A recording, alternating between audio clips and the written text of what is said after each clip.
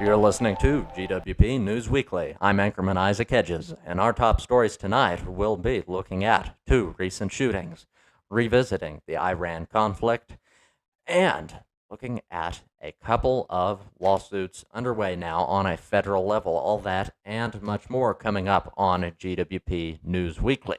In just a few moments, we will also have the weather and sports coming up with Jacob Fulmer. So, hopefully, we will be able to survive until then. In the meantime, there are a number of recent events to get to. Now, tragically, as many of you, the folks at home, are likely well aware, there have been a number of recent shootings, a couple of recent shootings, 2 to be specific, drawing national attention. One of those happening, of course, in North Carolina. Now, this happened in Winston-Salem, North Carolina. This was a park shooting. This was in a public park. Now, this began, they say, as a confrontation between several juveniles there at Linebach Park, which escalated into a mass shooting late Monday morning. Now, in this shooting, 2 people were killed, with additional victims injured.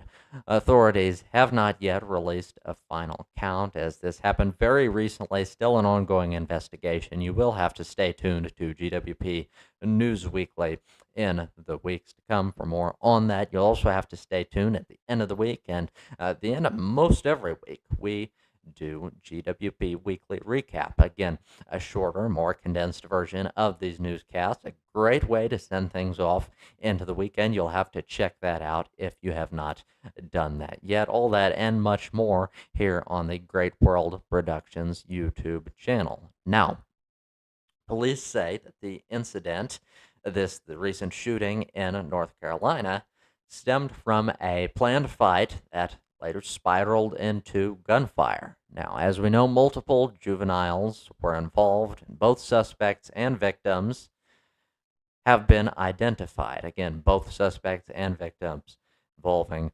juveniles, they have now been identified.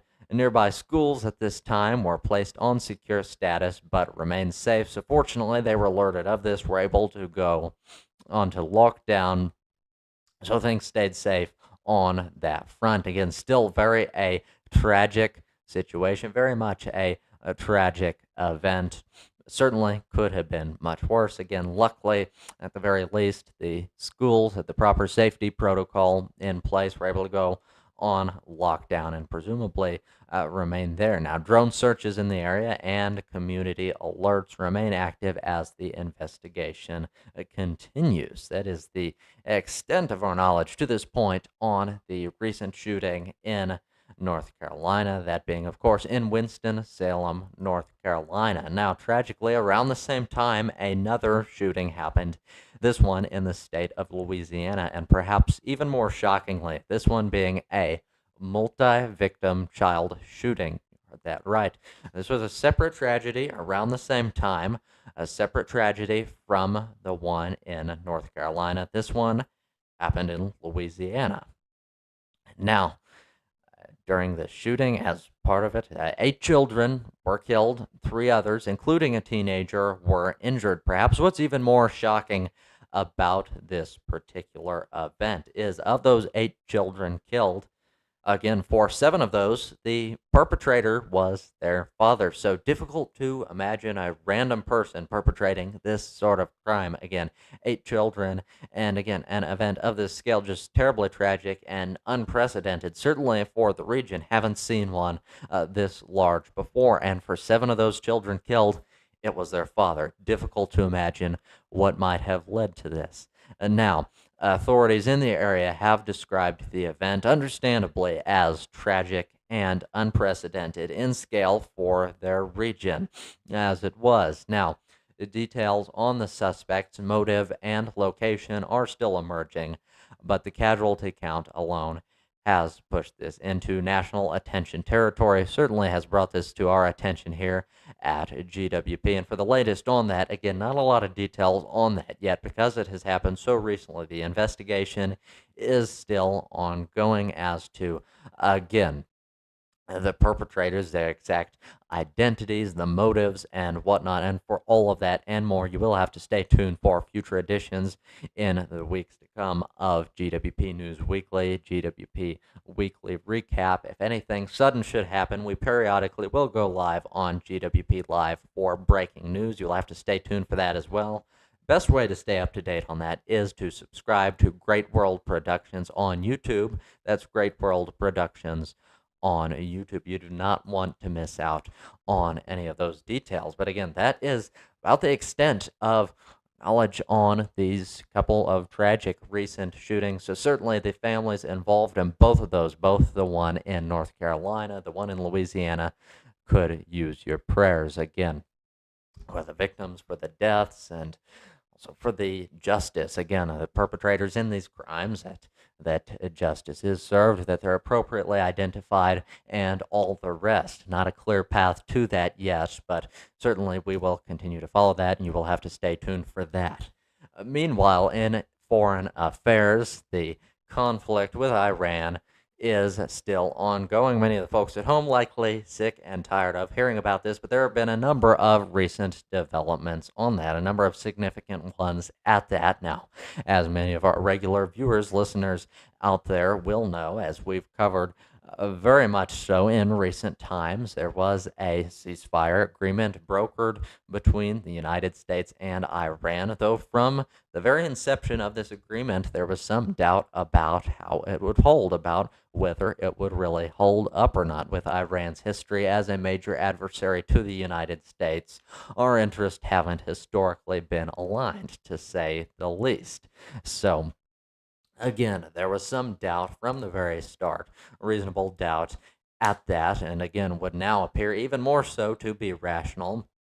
As recently, of course, part of that recent agreement was that the Strait of Hormuz be reopened, one of the major objectives of the United States in this conflict, because, of course, the Strait of Hormuz is a major export path for oil coming out of Arab Gulf countries, again, which recently, very recently, has been blocked off by Iran and perhaps still is being blocked off because, as we know, the U.S. recently has seized an Iranian cargo ship accused of violating a blockade, prompting sharp retaliation threats from Tehran.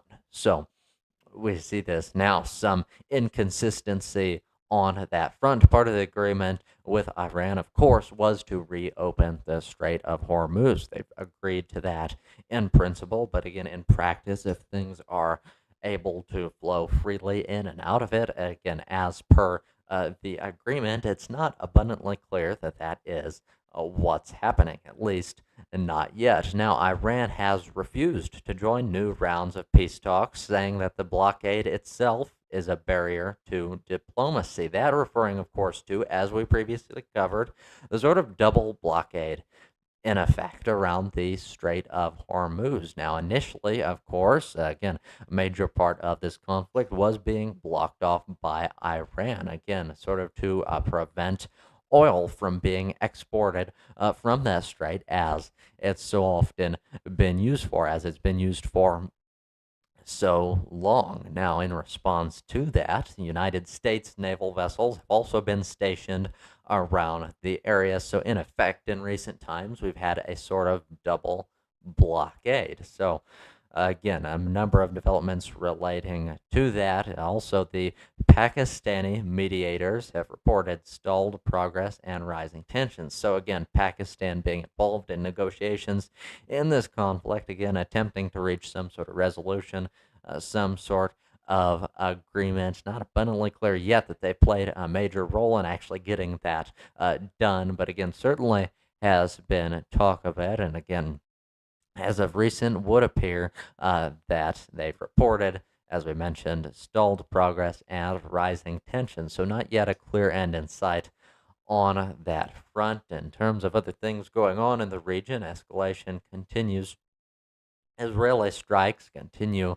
in Lebanon with dozens killed and large scale displacement ongoing. Now, Gaza saw renewed drone strikes around this time, that is, adding to civilian casualties. Now, the U.S. Navy's USS Gerald R. Ford has repositioned into the Middle East after a record deployment signaled heightened heightened readiness. So, again, certainly very much ongoing still at this point, not yet a clear end in sight. Certainly, the United States is preparing for these escalations. Again, as other parties involved do not appear to be playing nice at this point. So we will continue to follow that for all of the latest developments on that and much more. You will want to stay tuned again for future editions of GWP News Weekly, GWP Weekly Recap, and much more from Great World Productions. In terms of other recent events, a couple of major lawsuits now underway on a federal level. One of those, of course, being between the FBI, the Federal Bureau of Investigation, and the media outlet, The Atlantic. Now, the FBI is in a public and legal dispute at this moment with The Atlantic over reporting that criticized internal operations at the FBI, that is. Now, the conflict centers on document access, accuracy of reporting, and transparency obligations. It's said to have become a broader debate about press freedom and federal accountability. So certainly we will continue to follow that. Not a lot of publicly available details on it yet at this point, beyond, of course, this being with the FBI. Our FBI director, Kash Patel, certainly has been said that, again, much of this involves allegations about him, about the director of the FBI himself. That coming, of course, from the media outlet, The Atlantic. This lawsuit is, of course, over defamation. Again, the FBI alleging defamation on the part of The Atlantic. So, not abundantly clear at this point how things will shake out on that front. Not a lot of publicly available details beyond that.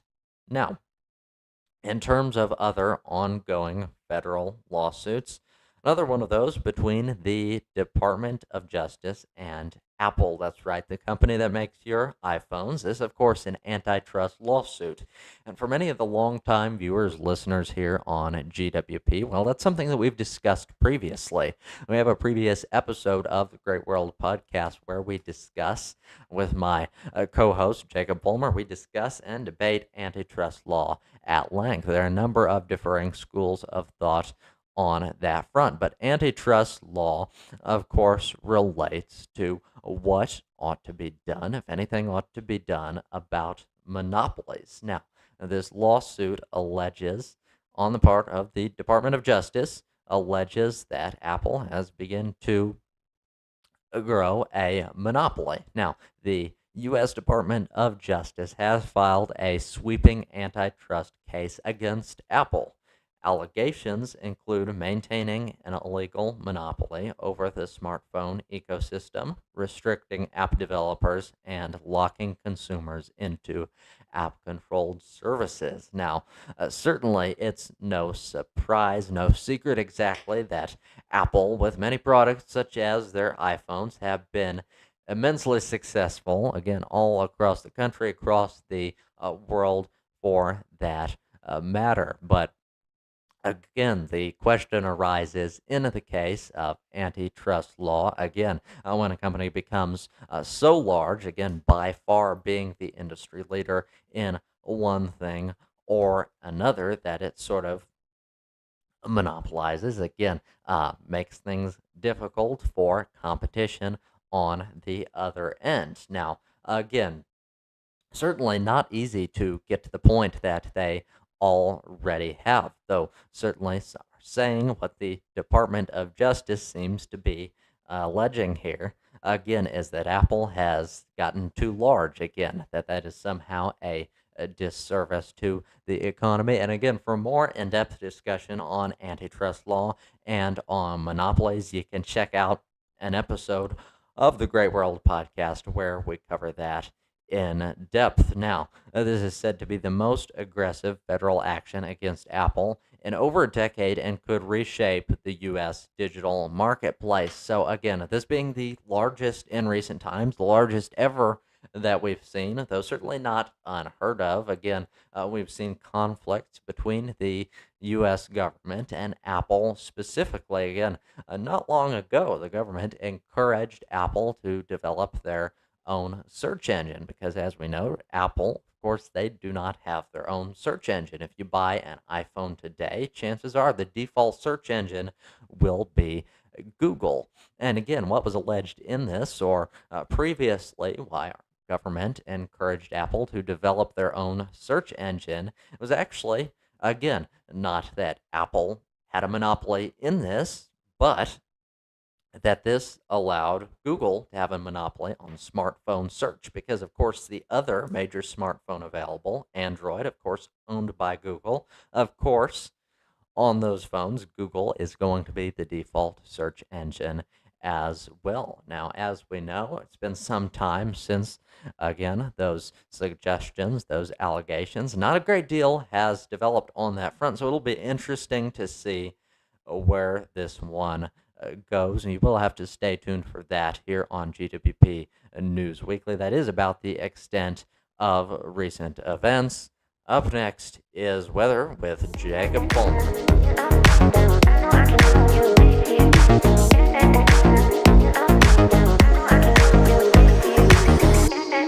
Now, as we go ahead and we move into weather, of course, last week, very busy with lots of severe storms, especially on Wednesday and Friday. Luckily, things are going to be drier, at least for the first half of the week. And you'll notice that here on our national weather alerts that we have across the country here from the National Weather Service, currently staying dry across the state of Missouri. No weather alerts that we have to deal with, no precipitation for today. So that, of course, is some good news. That cold front did leave us behind with some colder temperatures, and so we do still have some frost advisories and freeze warnings here across the mid-Atlantic states. And then now the big concern with some of these drier conditions that we're dealing with has been that fire threat here. So lots of red flag warnings here across Colorado, Kansas, Nebraska, into the Dakotas, and into Minnesota, Wyoming as well. And so that translates into our fire weather risk for today. This is from the Storm Prediction Center's Fire Weather Outlooks. This is their day one Monday fire weather outlook.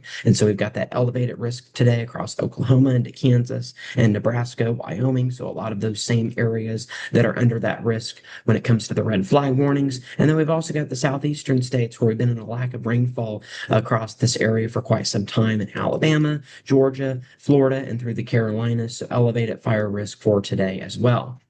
We also have this area highlighted in gray across New Mexico and Arizona. This becomes more common as we get closer to the summer monsoon months across this region. We sometimes can get some isolated dry thunderstorms. And so what is an isolated dry thunderstorm? Well, it essentially is where you have a thunderstorm with no rain that is reaching the ground. So lightning can spark dry vegetation, and then that can actually start a wildfire because there's no rain to help stop it. So it's basically a thunderstorm that lacks moisture. And so thunderstorms that lack moisture can create dry lightning, and then that can lead to wildfire risk. So again, a few isolated dry thunderstorms are going to be possible across New Mexico and into eastern Arizona as well. And again, this will become more common as we go into the later summer months. Then tomorrow's fire risk is a lot lower. We've got that elevated risk continuing across Florida and southern Georgia, but everywhere else, we're going to be able to avoid that. So let's look at some other things going on across the country. Power outages. Of course, we had a lot of those with the storms that we had over the weekend and everything, but things have seemed to back off quite a bit. State of Missouri currently sitting at 289 customers without power. So very minimal power outages remaining from those storms that we had over the weekend. What do we have as far as other weather alerts? So again, we do have the flood alerts from some of the storms. We've got the red flag warnings in place. We've also got some high wind warnings across the state of Nevada, as well as some winter alerts across California, as we're going to be dealing with more snowfall there in the higher elevations. Now looking at our forecast charts for today. So we've got limited precipitation across the country overall. We do have a stalled front that has lifted to the north, so that is going to draw in much warmer temperatures. You'll notice that today will be much warmer than the last couple of days after that cold front moved in. So that stalled front has moved further towards the north. We've also got that fire risk behind the dry line that has been impacting us. As we go into tomorrow, that warm front is going to continue to lift, and so that is going to bring in even warmer times across the state of Missouri here. So that's something that we're going to be dealing with over the next several days. That translates to the weather story from the National Weather Service in Springfield. Temperatures are going to be in the 70s over the next several days, but we are going to have some rain chances moving into Thursday night, around a 60 to 80% chance of rain on Thursday and Friday. So our temperatures will drop off a little bit on Friday, but overall seasonable temperatures with highs in the 70s with drier times until Thursday night moves in. And so by Thursday night, that severe threat will be with us. And we've already got those outlooks from the Storm Prediction Center as we are in a day 4 and day 5 outlook here across the state of Missouri, our western counties on Thursday, and our far southern counties as we go into Friday under that severe weather risk. We're still several days out, so there's a lot of uncertainty. And again, we've got plenty of dry times over the next 72 hours before things will start to change. The first change we'll notice will be on Wednesday across Oklahoma, Kansas, and Nebraska. We do have a slight or marginal risk of severe weather as we go into your Wednesday, so pretty minor risk. And then as we go into Thursday, again, that severe weather risk will begin to move a little bit further to the east. So we'll have to watch Thursday night as well as into the day on Friday. That's when our pattern will start to ramp up a little bit. Our flood threat will also increase as we go into Thursday as well. It will help us out that we've had several dry days, but still under that possibility for that marginal flood risk as we go into your Thursday here across most of the state of Missouri. So that's really what we're concerned about in the near term, or that's what we're concerned about later on in the week. How about across the rest of the country? Let's go ahead and take a look at your national forecast here. So again, we've got some rain chances going on across Texas and Oklahoma. That's going to be staying to the south of us as we have drier conditions still persisting with us. Rain and snow chances out west. So that's going to help us out with our ongoing drought, but we're still well below average for where we should be across that region. Then as we go into Wednesday, rain chances returning across the Northeast. That rain and snow will move a little bit further to the north, so the Pacific Northwest will get in on some necessary snow. This will move into the Rockies as we go into Thursday, and then the Northern Plains on the backside of this storm system, looking at some snow chances. So there will be a spring and a winter side to our next storm system as we go into Thursday and Friday, with that severe risk on the warm sector on the southeastern end, but on that western end of that low pressure, that's where we're going to be dealing with some snow chances across the northern plains. And then another round of showers and thunderstorms will be with us as we go into this weekend here across the state of Missouri. So some very heavy rainfall is expected over the next 4 to 7 days here. And so we'll be watching for that very closely. Even some snow chances across Nebraska and Kansas. Luckily, all of that will stay to our north, but it does signal much cooler times across the area. How much snowfall are we looking at across the country? This is over the next 7 days. We will have a few light chances for snow across the Northeast into the Appalachians. And then again, the Sierras, we will get in on some much needed snowfall, but we're still well below average on where we should be for this time of year. Additional snow chances across Nebraska, so some light accumulations are going to be possible. Not expecting major impacts out of the snowfall in the central plains.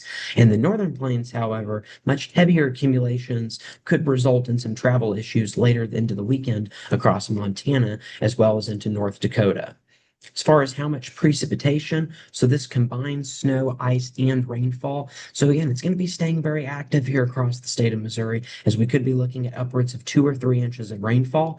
Same thing can be said out west in California. So overall, out west is going to be more active. And then here across the center of the country, a little bit drier times across Arizona, New Mexico, and then as well as our southeastern states and our northeastern states, going to be overall on the drier side of things as we go into the next 7 days. All right, now let's go ahead and we'll move into our different regional forecasts. We're going to focus on the western US and then the central plains. That's going to be our main focus today, as a lot of the other areas like the southeast, the southern US, and then the northeast, we're not going to have as active weather. But again, out west, weather is going to be a little bit more active as we're going to have rain and snow chances as we go into tonight and Tuesday. That's why we've got those winter weather advisories across the Sierras because we are going to get in on some decent snowfall as we go into Tuesday and Wednesday across these regions. Again, lots of needed moisture across Washington, Oregon, Idaho, and Montana. We are moving into fire season very soon as we go into the warmer months, so this is definitely going to help us out with that. As we go into Thursday and Friday, our rain and snow will start to move in across the northern plains. We've got Montana and North Dakota picking up on some heavy amounts of snowfall, and then even additional chances for snow with the secondary wave on Friday and Saturday across Wyoming, Colorado, and New Mexico. So we'll finally start to get involved in some of that rain and snow here across the western U.S., even continuing into the weekend as well. So today might be dry out west, but beginning tonight, things are going to pick up for our western states. How much snowfall are we looking at? Sierras could very easily get 2 to 4, maybe even upwards of 5 feet of snow. The Rockies, we're looking at around 1 to 2 feet of snow expected. Nebraska, as we mentioned, could get some snowfall out of this next wave. So 1 to 3 inches is expected out of that. And then even some higher amounts across Montana and North Dakota are going to be possible. How are we doing as far as our Sierra snowpack goes? We are still well below average. Again, the month of April is usually one of our best months when it comes to snowfall, but we just started off so far behind average or below average in March and April, and so we really haven't been able to make up for that. So again, we saw a sharp decline as a lot of that snowpack that we did have in March dropped off.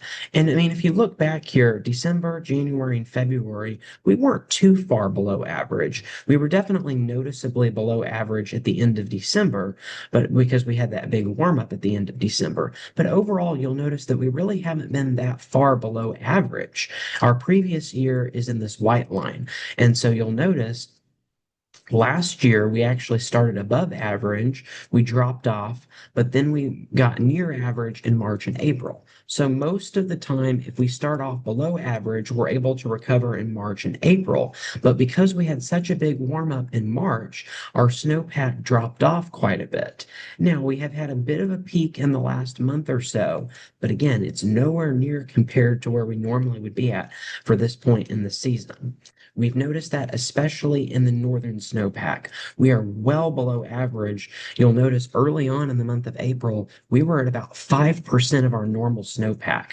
So overall, statewide, we are only at 21% of normal as of April 17th. And our central and southern regions have been a little bit higher than the overall, but our northern region is very well below average. So again, a noticeable decline in our Sierra snowpack. And this is really big for the economy. As we've mentioned, it really influences the water supply across the state of California as well. It helps us to avoid wildfire season. Wildfire season is usually a lot less when we have a higher snowpack, but when we have a lesser snowpack, wildfire season is usually a lot worse. And so that, of course, is one of our biggest concerns as we go into the summer months with our lack of snowfall there in the Sierras. So again, any of this moisture that we're going to see in the next 7 days is definitely going to be a welcome relief, but it's not going to make up for the large deficit that we have here across this region. Let's go here into the Central Plains here, as again, staying fairly dry as we go through the majority of the week. We will have some rain chances, but that will be staying to our north as we go into Tuesday and Wednesday. Missouri's still going to be dry until we get into Thursday and Friday, where things are going to be a bit of a washout as we go into this weekend with very heavy chances for precipitation expected. Again, snowfall is going to be to our north in Nebraska, Iowa, and the Dakotas. Not any snowfall expected in Missouri, so that's good. In fact, today, April 20th, is actually the latest snowfall that we've ever had in the record books. There's never been snowfall in Columbia after April 20th. So, just kind of fun fact for you about April 20th in Columbia. And then rainfall, as we said, we're going to be a little bit on the higher side, especially for the southern region, southern and central Missouri, looking at some heavier rainfall with potentially some areas picking up an additional 2 to 3 inches of rainfall on top of what we have already seen across the region. Now we're going to go ahead and we're going to move into your temperature outlook in the short range. So let's go ahead and show you this week. We are going to be staying near to slightly above average across the state of Missouri as we go through the majority of this week. Then we're going to see things warm up as we go into Thursday and Friday. But watch what happens into this weekend. Temperatures are going to be mainly below average for this weekend across the state of Missouri, as well as out west and across the northern plains here. Monday and Wednesday, things are going to be dropping off, or Monday and Tuesday of next week, things will continue to remain below average into the early part of next week. And that lines up with the Climate Prediction Center's temperature outlook. This is your 6 to 10 day temperature outlook, showing that we're likely going to be slightly below average on temperatures as we go from the 25th through the 29th of April. The only exception is going to be Alaska, as well as the eastern and southern U.S., where we will still be staying above average. Precipitation is also expected to be above average across the majority of the country. So rainfall will be continuing into the end of April. So as we mentioned, there will be rain chances as we go into Thursday and Friday, as well as this weekend. Well, that's going to be sticking with us through the rest of the month as well. So same thing can be said for the 8 to 14 day outlook. So we're not actually going to show you those because it's really about the same thing. So now let's go into your week 3 to 4 temperature outlook. So this is the first 2 weeks of May, really the first half of May, if you will. And so you'll notice that we'll have below average temperatures across Missouri, across the Central Plains and the Great Lakes. So these cooler times that we are expecting across the region over the next several weeks here, that's going to be continuing. So this cool down this coming weekend is not just for the weekend, it's also going to be into the early half of May. Now, when we're talking about below average temperatures, keep in mind this is below average compared to normal. So when we talk about temperatures 10 degrees below average, if the average temperature is 80 degrees, that means we're talking about temperatures around 70 degrees.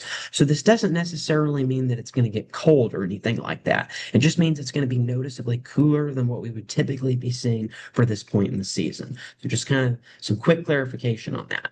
Temperatures remaining above average out west as we go into the early half of May. Same thing can be said along the coastline as well. Northeast staying below average. Overall, things have been a little bit cooler than average for the first part of 2026 there in our northeastern states. We also have been above average on snowfall across that region and really just precipitation overall. That will be changing for us in the Northeast, below average precipitation as we go into the first couple weeks of May. And we're going to be still staying above average here across the center part of the country. So this wet, active pattern that we've been in here in the state of Missouri, likely continuing with us for the next several weeks, even into the middle of May. What about your May temperature outlook? Overall, we're expecting temperatures to be near average or slightly above average in the state of Missouri, with temperatures above average across the western U.S. as well as the southern U.S. So what this shows us is even though we might be starting below average for the first half of May, it's likely going to be a hot ending to the month of May. So would not be surprised if we had some 90-degree days here in late May across the state of Missouri. What about precipitation? Precipitation is going to start to back off as we get into the middle of May. So the very wet, active times will be sticking around for the next several weeks, but not in the long range. Okay, what about your seasonal temperature outlook? So this goes from May all the way through the month of July. So really the first half of summer, we are expecting temperatures above average across the state of Missouri. So a very hot summer is expected, and then also a very dry summer is expected. So again, we're going to notice some really big changes in the next month or so with our pattern as again, precipitation is going to be very limited as we go into the summer months. But again, in the short term, we are looking at heavy precipitation. Our hazards outlook shows us that we are under, at least our southern region of Missouri, is under that slight risk for heavy precipitation going from the 27th through the 29th of April. So again, still going to have some flood concerns as shown by the Climate Prediction Center hazards outlook as we go into the month of April. Well, that wraps us up for weather. Now we'll move into sports. Okay, we'll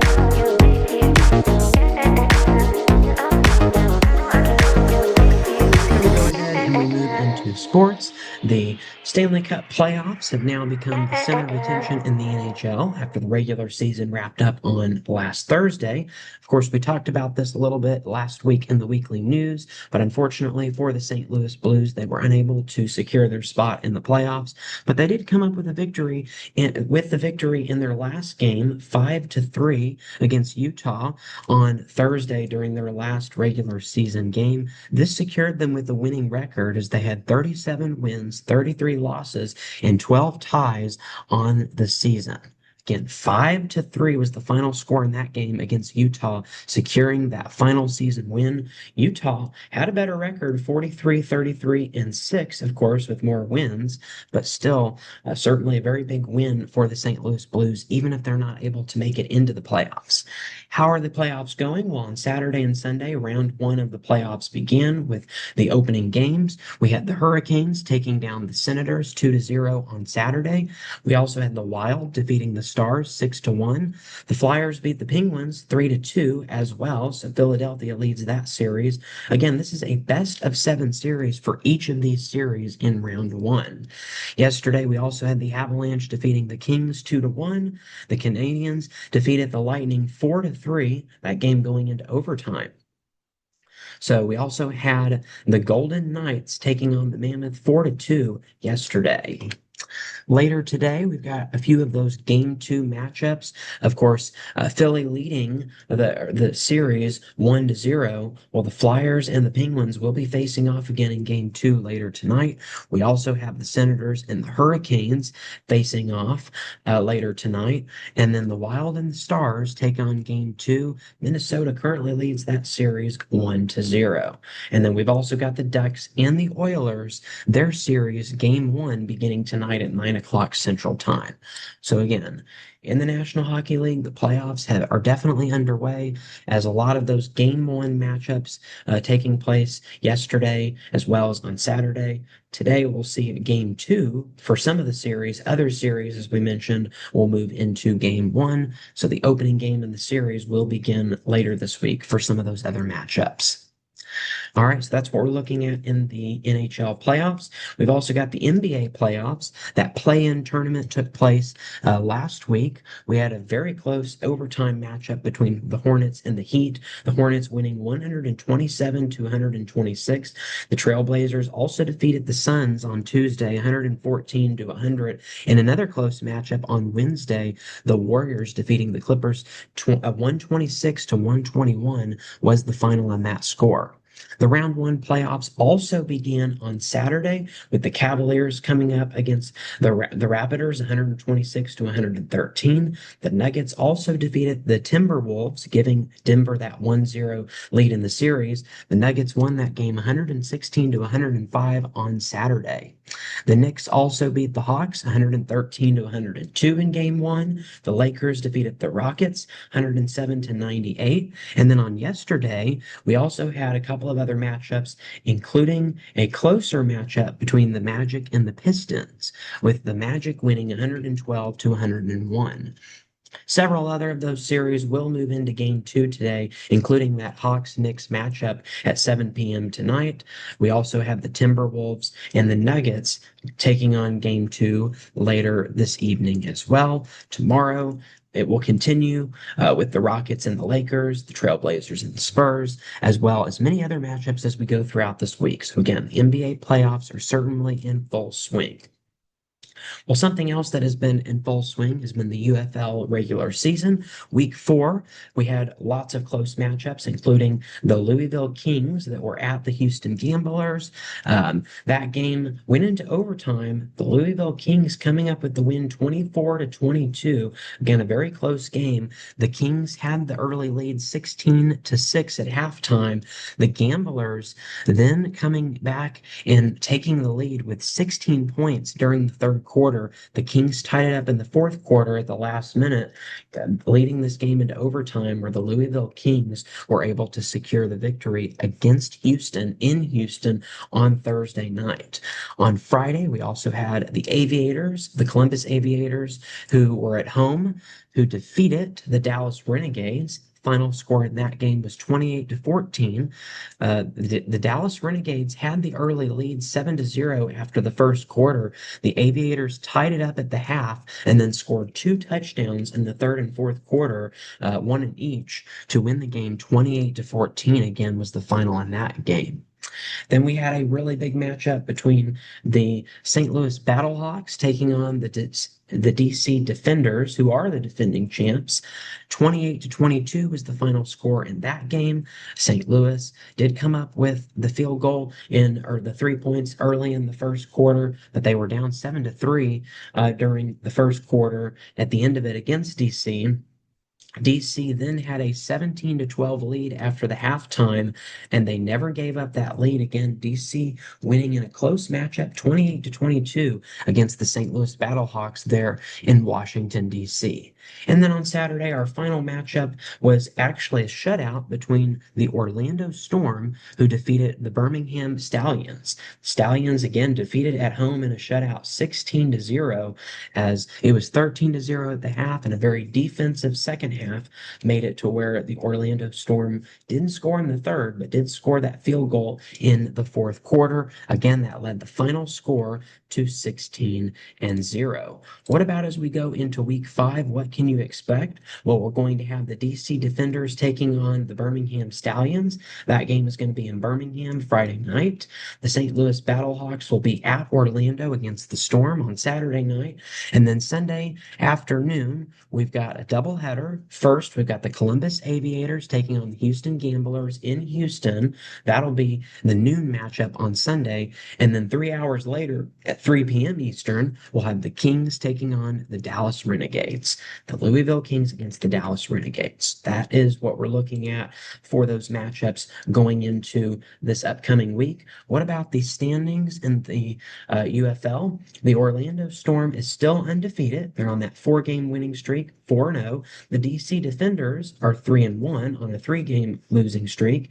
Dallas, this was actually their first loss, as they are now 3-1. They're still undefeated at home. St. Louis Battlehawks, they're 2-2 after this week's loss.